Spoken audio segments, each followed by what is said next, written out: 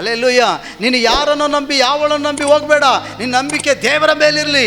ಒಳ್ಳೆ ಹುಡುಗ ಒಳ್ಳೆ ಹುಡುಗಿ, ಅಯ್ಯೋ ನನ್ನನ್ನು ಚೆನ್ನಾಗಿ ನೋಡ್ಕೊತಾನೆ ಚೆನ್ನಾಗಿ ಮಾಡ್ತಾನೆ, ನಂಬಿ ಹೋಗಬೇಡ.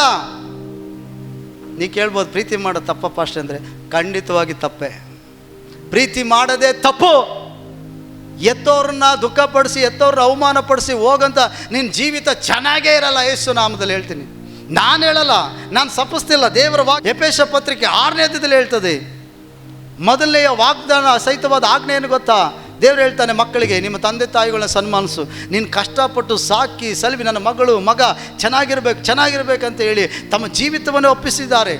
ಹೆತ್ತವ್ರನ್ನ ಅರ್ಧದಾರಲ್ಲಿ ಕೈ ಬಿಟ್ಟು ಅವ್ರ ಕಷ್ಟ ಸುಖಗಳನ್ನ ಅರ್ಥ ಮಾಡ್ಕೊಳ್ಳದೆ, ಅವ್ರಿಗೆ ಬರುವಂಥ ಅವಮಾನಗಳು ಅರ್ಥ ಮಾಡ್ಕೊಳ್ಳದೆ ಇಷ್ಟಪಟ್ಟವ್ರ ಜೊತೆ ನೀನು ಓಡೋದ್ರೆ ನಿನ್ನ ಜೀವಿತ ಸುಖವಾಗಿರ್ತದ? ಯೋಚನೆ ಮಾಡಿ. ಪ್ರೀತಿ ಮಾಡಿದಂಥ ಕುಟುಂಬದವ್ರು ಎಷ್ಟು ಜನ ಇದ್ದಾರೆ ನೋಡಿ. ದೇವ್ರ ಬಳಿಗೆ ಬಂದು ಹೆಂಗೋ ಬಿದ್ದು ತಪ್ಪಾಯ್ತು ಅಂತ ಕೇಳ್ಕೊಂಡಿದ್ರೆ ದೇವರು ನೀನು ಕ್ಷಮಿಸಿ ಒಂದು ಹೊಸ ಮಾರ್ಗ ಕೊಡ್ತಾನೆ. ಸಚ್ಚಲ್ಲಿ ಈಗಿದ್ದು ಈಗೇನಾರ ಪ್ರೀತಿ ಮಾಡಿ ನೀನು ಹೋಯ್ತು ಅಂದರೆ ಖಂಡಿತವಾಗಿ ದೇವ್ರ ಕೈ ಹಿಡಿಯಲ್ಲ. ಹಲ್ಲೆಲೂಯಾ. ಯೋಚನೆ ಮಾಡಿ, ಎಷ್ಟು ಜನ ಪ್ರೀತಿ ಮಾಡಿದ್ದೇನೆ ಮದುವೆ ಆಗಿರೋರು ವ್ಯಕ್ತಿಗಳು ನೋಡಿ,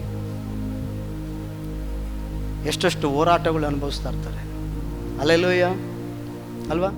ದೇವರ ಮಕ್ಕಳೇ, ದೇವರ ವಾಕ್ಯ ಹೇಳ್ತದೆ, ನೀನು ದೇವರ ಮೇಲೆ ಮಾತ್ರ ವಿಶ್ವಾಸ ಇಡಬೇಕು. ನಿನ್ನ ನಂಬಿಕೆ ದೇವರ ಮೇಲೆ ಮಾತ್ರ ಇರಬೇಕು. ಅವಳು ಎಷ್ಟೇ ಭರವಸೆಗಳು ಕೊಡಲಿ, ಎಷ್ಟೇ ಚೆನ್ನಾಗಿರಲಿ, ಎಷ್ಟೇ ಉನ್ನತವಾಗಿರಲಿ, ದೇವರ ಮೇಲೆ ನೀನು ವಿಶ್ವಾಸ ಬಿಟ್ಟು ಒಬ್ಬ ಮನುಷ್ಯನನ್ನು ನಂಬಿ ಹೋದರೆ ಖಂಡಿತವಾಗಿ ನಿನಗೆ ಬರುವ ಕಷ್ಟಗಳಲ್ಲಿ ನಿಲ್ಲಕ್ಕಾಗಲ್ಲ. ಸ್ವಲ್ಪ ಕಾಲ ಸುಖವಾಗಿರ್ಬೋದು, ಸ್ವಲ್ಪ ಕಾಲ ಚೆನ್ನಾಗಿರ್ಬೋದು.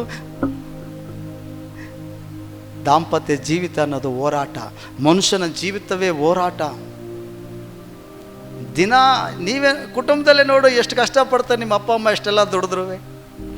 ಒಬ್ಬ ವ್ಯಕ್ತಿ ಒಂದು ಜೀವನ ಸಾಧಿಸೋಕ್ಕೆ ಎಷ್ಟು ಕಷ್ಟಪಡಬೇಕಾದ್ರೆ ಬಾಡಿಗೆ, ಸಿಲಿಂಡ್ರು, ಏನಂತೆ ಲೈಟ್ ಬಿಲ್ಲು, ರೇಷನ್ನು, ಮಕ್ಕಳು ಎಜುಕೇಷನ್ನು ಎಲ್ಲ ಕಟ್ಟೋಕ್ಕೆ ಹಿಂಗೆ ಪಲ್ಟಿ ಹೊಡಿಬೇಕಾದ್ರೆ ಬೇಡಪ್ಪ, ಜೀವನನೇ ಬೇಡ, ಯಾಕೆ ಬೇಕಾಯ್ತು ಮದುವೆ, ಯಾಕೆ ಬೇಕಾಯ್ತು ಮಕ್ಕಳು ಅಂತ ಎಷ್ಟೋ ಜನ ಏನು ಮಾಡ್ತಾರೆ, ದೇವರೇ ಪ್ರಾಣ ತಗೊಬಿಡಪ್ಪ ಅಂತ ಕೇಳ್ತಾರೆ.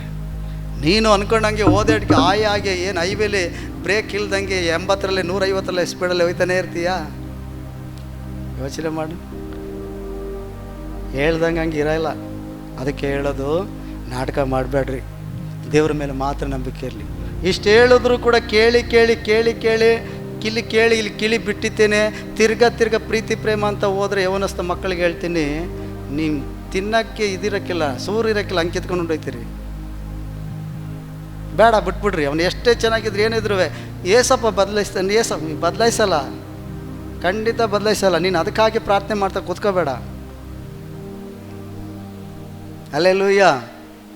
ಹಂಗಾಗಿ ಪ್ರಾರ್ಥನೆಗೆ ಉತ್ತರ ಕೊಡೋದಾಗಿದ್ರೆ ದೇವರು ಎಷ್ಟೋ ಜನರನ್ನು ಬದಲಾಯಿಸ್ಬಿಡ್ತಿದ್ರು. ಕೇಳ್ದವ್ರನ್ನೆಲ್ಲ ಕೊಟ್ಬಿಡ್ತಿದ್ರು ದೇವರು. ಕೊಡಲ್ಲ. ನೀನು ಅನ್ಕೊಂಡಂಗೆಲ್ಲ ಕುಣಿಯೆಲ್ಲ ಗೆಜ್ಜೆ ಕಟ್ಕೊಂಡಿದ್ದು ದೇವರು. ಆತನ ಹೇಳ್ದಂಗೆ ಕುಣಿದ್ರೆ ಮಾತ್ರ ನೀನು ಕೊಡೋದು. ಆತನ ಹೇಳ್ದಂಗೆ ಮಾಡ್ತೀನಿ ಫಸ್ಟೇ, ಬಿಟ್ಟು ಬಾ, ಮತ್ತೆ ಪರಿಶುದ್ಧತೆಯಲ್ಲಿ ಜೀವಿಸು, ದೇವರ ರಾಜ್ಯಕ್ಕಾಗಿ ನೀತಿಗಾಗಿ ನಿಲ್ಲು, ಅಷ್ಟೇ.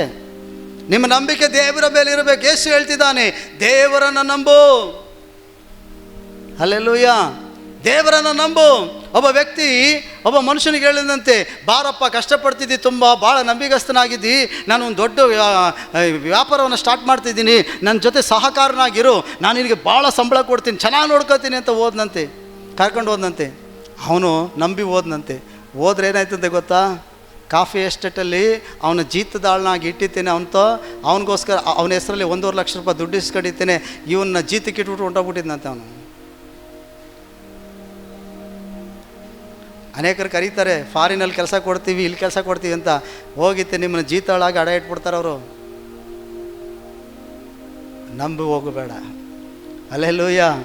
ಎಷ್ಟೋ ಜನ ತಂದೆ ತಾಯಿನ ಬಿಟ್ಟು ಮಕ್ಕಳು ಓದೋರು ವೇಶ್ಯ ಮನೇಲಿದ್ದಾರೆ. ನಂಬಿ ಹೋಗಬೇಡ. ನಿನ್ನ ನಂಬಿಕೆ ದೇವರ ಮೇಲೆ ಮಾತ್ರ ಇರಲಿ,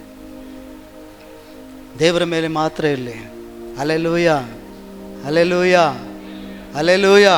ಯೇಸು ಹೇಳ್ತಿದ್ದಾನೆ, ನಿಮ್ಮ ನಂಬಿಕೆ ದೇವರ ಮೇಲೆ ಇರಲಿ. ನಾವು ಯಾವುದನ್ನು ನಂಬಬಾರ್ದು ದೇವರನ್ನು ಬಿಟ್ಟು. ಹಲ್ಲೆಲೂಯಾ. ಫಸ್ಟ್ ದೇವರ ಮೇಲೆ ನಮ್ಮ ವಿಶ್ವಾಸ.